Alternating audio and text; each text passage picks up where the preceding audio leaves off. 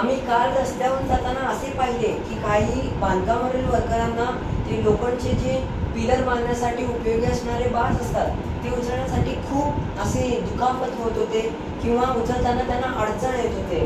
त्यामुळे आम्ही दोघं डोकं करून एक विचार काढले की आपण अशी एक ग्लोव्ज बनवलो ज्यातून त्यांना निवांतपणे ते मॅग्नेट जे आहेत मॅग्नेटिक मटेरियल त्याला उचलता येत असेल, म्हणजेच लोखंड बारांना उचलता येत असेल तर त्यांना किती मदत होते। म्हणून आम्ही दोघं शोध काढलो की मॅग्नेटिक हँड ग्लोव्ज याला आम्ही शोध काढलो।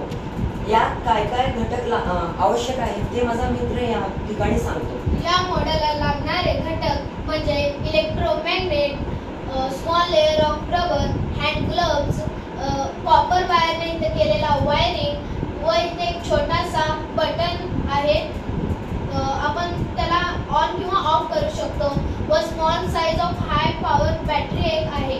काही जण म्हणत असेल इथे रबरचा का आपण उपयोग केला, लेबर्ससाठी त्यांना इलेक्ट्रिकचे झटके पडू नये म्हणून आपण इथे स्मॉल लेयर ऑफ रबरचा उपयोग केला आहे। माझ्या मित्रांनी तुम्हाला अतिशय बरोबर हे सर्व सांगितले आहे। इलेक्ट्रोमॅग्नेट म्हणजेच जे लोखंडच्या तुकड्याला कॉपरने गुंडाळून बनवलेले मॅग्नेट, ज्याला आपण करंट दिलो तर ते मॅग्नेट सारखे ऍक्ट करतात। तुम्हाला माहीतच असेल की आयर्नचे जे बार असतात ते लोखंडाला म्हणजेच मॅग्नेटला निवांतपणे चिकटतात। यामुळे आपण इथे small size high power magnet बॅटरीचा उपयोग केला आहे, ज्यातून जास्त प्रमाणात ऊर्जेची निर्मिती होते व ते जे आयर्नचे बार आहेत ते निवांतपणे त्याला चिकटतील। हेच सांगण्याचा आमचा उद्देश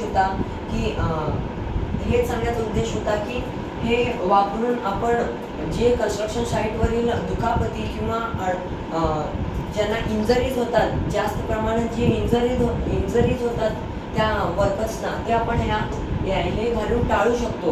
हे त्यांना ते उचलण्यासाठी आयर्नचे बार उचलण्यासाठी त्यांना हे जे ग्लोव्ज आहेत ते ग्रीप प्रदान करतात आणि त्याच्या हातून हे असं सहजपणे त्याला असं पडू देत नाही, त्याला असं चिपकून बसतात वरच ते आयर्न बार। एवढेच आमचा सांगण्याचा उद्देश होता।